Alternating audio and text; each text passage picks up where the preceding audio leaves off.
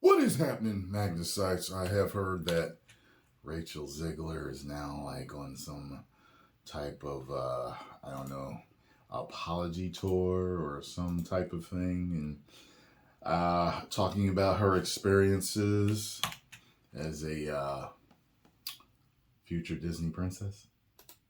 Well, let's check this out and see what the drinker has to say about it. Now, you don't need me to tell you that the PR strategy for most Hollywood studios in recent years has been suboptimal. You don't say.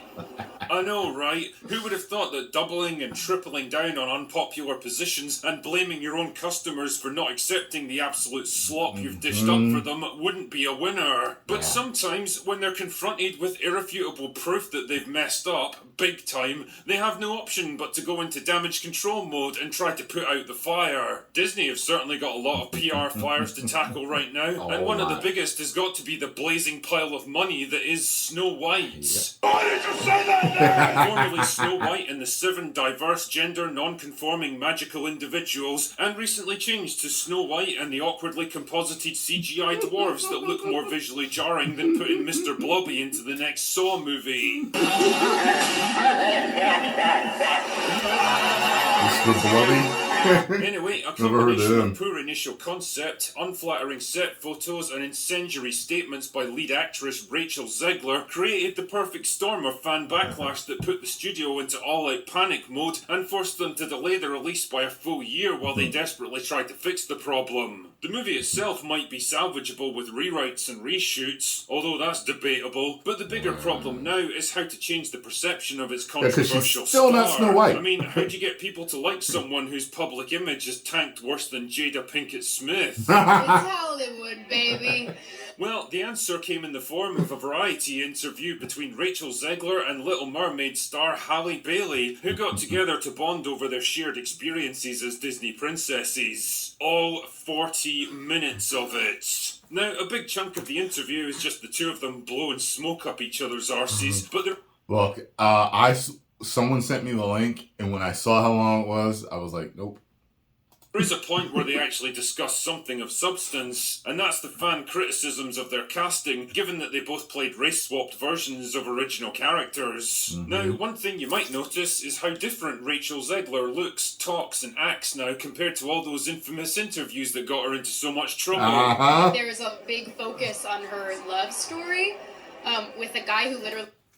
She isn't going to be saved by the prince. I saw a clip, and I was like, oh, look how much nicer and piped down she is. She's not all aggressive and combative as she was in other things that she did. Interesting. really stalks her. Yeah. Weird. I just mean that it's no longer 1937, and all of Andrew's scenes could get cut. Who knows? It's Hollywood, baby. But the brash, abrasive, outspoken Ziegler is gone now, and in her place is a quiet, thoughtful, humble young woman who has nothing but praise and reverence for the story of Snow White. The cartoon was made 85 years ago, and therefore it's extremely dated when it comes to the ideas of women being in roles of power. Several months later. The cartoon is so beloved. It's like a monumental moment in film history. Yeah. It was like the first feature-length cartoon movie, to the point where it won honorary Oscars and all of these amazing things that happened. That you and I really get to sit here today. She changed her tune. Disney what it is. Mm-hmm. Wow, that's quite the turnaround, eh? Whatever could have brought about such a change in attitudes? Don't worry, we'll talk about that later. We know. That. But the really interesting part for now is what happens when they discuss the backlash they both experienced in their roles, because this, dear viewer, is the real purpose of the entire 40-minute interview. Deflection. Now, I don't remember, maybe she did, but I don't remember Halle Bailey running her mouth. I don't remember her talking trash or talking down on the Little Mermaid or the fans or anything else. I don't remember that happening. So that was in her best interest to stay as quiet as possible. She may have said some stuff. I didn't hear about it, though. But Rachel, on the other hand, it's a different story. The way you are just so graceful and respond and it's just the most beautiful thing to see. Because it's hard being women under the spotlight. People are so critical. See, there's some very smart psychology at work here, and it's not until you step back for a minute and think about the two different actresses that you realise how this interview is trying to manipulate you. Because in a nutshell, these two people are not alike at all. First up, let's consider Halle Bailey and the journey she's been on so far. She definitely took some heat for her role in The Little Mermaid, mostly because she was playing a race-swap version of a historically white character. Now, you can debate the merits of that argument as much as you like, but the point here is that what most people had a problem with was Bailey's casting, not Bailey as a person. Right. Why? Because she gave them no reason to. She generally came across as pretty charming and likeable in interviews and press junkets. Just another actress doing her job and excited to be taking on such a big role. Correct. She didn't feel the need to bite back at her detractors. She didn't criticise the original movie for its lack of diversity, and she didn't disrespect her own co-stars or act like she was entitled to even more than she already had. This was a very smart move on her part, because she largely avoided the controversy swirling around the movie, and today, most people seem to have a pretty sympathetic attitude towards her. And that's how I think stars used to be way back. Even kind of recently, as far as the 80s or 90s, not a lot of them ran their mouths on certain social issues or political things or things that would get under the fans' skin. They didn't do things like that, but everyone has social media now, so it's a different thing. But, and then even earlier than that, they were all media trained, so they knew how to talk and how to answer questions. So, yeah, the best thing is to stay quiet, because no matter what you say, see, as a YouTuber, it's a different life.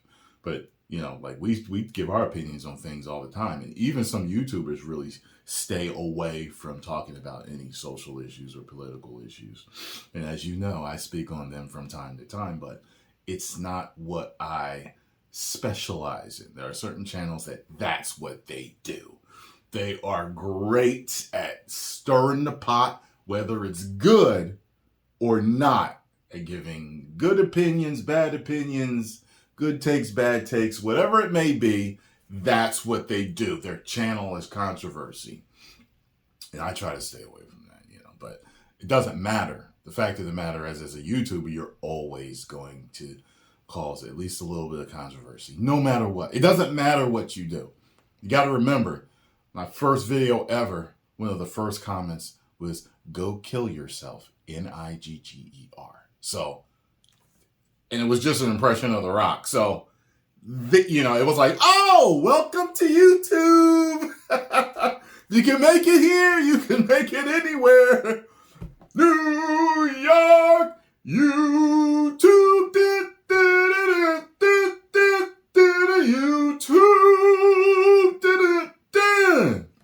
Yeah, so I think that actors and other entertainers should start to quiet themselves if they don't feel like fighting the fan bases, you know what I mean? Or getting a bunch of garbage, or whether it's warranted or not. You don't want the hate, don't dish out the smoke. You know what I'm saying? If you're a mainstream actor that's tied to a multi-million-dollar or billion-dollar franchise, I just be quiet and say all the nice, pretty things. That's it. Rachel Zegler, on the other hand, started out in much the same way, but ultimately followed a very different path. Yep. Casting as Snow White definitely inspired the same complaints about disrespecting the source material, but crucially, those complaints were still directed at the film and the studio making it, not the actress playing the character. And if she'd just kept her mouth shut and weathered the storm, eventually it would have died down and nobody would have cared too much. Just kept going. But the point where it really went thermonuclear was when Zegler's comments at press events and interviews resurfaced, and people began to get a sense of who she was and how she felt about her role. It's extremely dated. Weird. She's not going to be safe with the prince, and she's not going to be dreaming about true love. Now, I don't want to make assumptions and attribute motive here, because none of us are mind readers, and only she truly knows her position on all of this. Maybe all the fame and attention went to her head, and she got a little too caught up in the moment, or maybe she misread the room and said what she thought people wanted to hear, only to realise later how wrong she was. was. Shit, man, maybe she'd been given a load of talking points by Disney themselves and was just obediently saying what she'd been told to say. All of these things are possibilities for sure, but given that her comments were taken from multiple interviews at different times and places, but all seem to follow the same common thread and tone, it doesn't seem unreasonable to conclude that this is her genuine personality and her real opinions. And for most people, it's fair to say she didn't exactly endear herself. She came across as brash, arrogant, entitled, and disrespectful. She seemed to have nothing good to say about the original movie. She openly mocked the fairy tale that it was based on, and even laughed at the prospect that one of her co-stars might get removed from the film altogether. Yeah. All of Andrew's scenes could get cut. Who knows? It's Hollywood, baby. Now, I'm not a Hollywood actor or a celebrity, but even I can tell you this is not how you conduct yourself in public, especially not when you're a relatively unknown actor. That's the worst. As an actor, you never people want to are be already wary of. of. What you really need to be doing at a time like this is reassure your audience, projecting an image of someone who's very much aware of the responsibility resting on them, who has nothing but respect and reverence for the original movie that people are clearly still attached to, and who's determined to do the best they can to honour that legacy. You want to come across as someone who's on their side, who understands their concerns and respects their views. Does that mean pushing down your own thoughts and opinions for the good of the project? Maybe swallowing your pride and ego a little to appear more humble and grateful than you actually are? Sure, but that's the name of the game. You're a fucking actor. Your whole job is saying and doing things you don't actually believe, and just because the cameras might have stopped rolling, it doesn't mean that job is over. All of this is a long-winded way of saying that unlike Halle Bailey, Rachel Zegler kind of brought most of this on herself. Yeah, she might have been dealt a difficult hand at first, but she played her cards in the worst possible way, turning general antagonism towards the movie into personal dislike of her. Which brings me neatly back to that all-important Variety interview and why it was a particularly cunning move on Disney's part. See, if you put two actresses together who superficially have a lot in common and both experience backlash against their casting, it's very easy to create a strong association in the minds of the audience. As a great man once said, you might not have noticed that, but your brain did. Clearly they were both discriminated against for the exact same reason, and so neither of them are to blame for what happened. I have to go look at that picture again and see ignoring what the was fact in that there. one of them absolutely is. It's a false equivalency designed to generate sympathy and guilt that relies on people either having incredibly short memories and forgetting the real reason for the backlash against Zegler, or being complete normies with no deeper understanding of what actually happened in the first place. Bailey is there for one reason and one reason To only, help out to run Rachel. interference for Rachel Zegler, taking some of the heat off her and diffusing it in the same way she diffused the backlash against her casting as Ariel, by being charming and likeable. Meanwhile, Zegler's been carefully coached to say exactly the correct things in exactly the correct tone of voice, to come across as thoughtful, mature and agreeable, rather than brash, overconfident and opinionated. It's all very slick, all very carefully managed and considered to generate maximum impact, but the question is, does it actually work? Well, personally, I'm a big believer in second chances and redemption. I think there always has to be a road back for people that have made mistakes in the past, otherwise you give them no incentive to change their ways. For example, Brie Larson's managed to put a lot of her past controversies behind her by steering clear of political posturing and divisive public statements and just getting on with the work of being an actor. Yeah, it didn't help much for her latest movie, but let's be honest, I don't think she was the reason the Marvels failed. It's kind of hard to stay mad at anyone that's genuinely sorry for what they did and wants to make amends. Yeah, but that's the key word here, genuine. It has to seem like it's actually real, and in this case, it doesn't. None of it comes across as a genuine attempt to make amends and set the record straight. It's more like a carefully calculated deception, deflecting responsibility for past mistakes onto other people, and quietly changing course without acknowledging that you were on the wrong one to begin with. It's a very slick piece of spin doctoring from a studio that knows they've done wrong, but can't bring themselves to admit to it. And well, I don't think it's going to change too many people's minds about the film or the actress. Oh, and just before I go,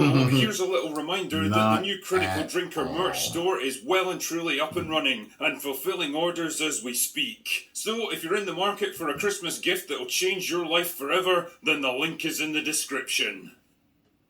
Anyway, that's all I've got for today. Go away now.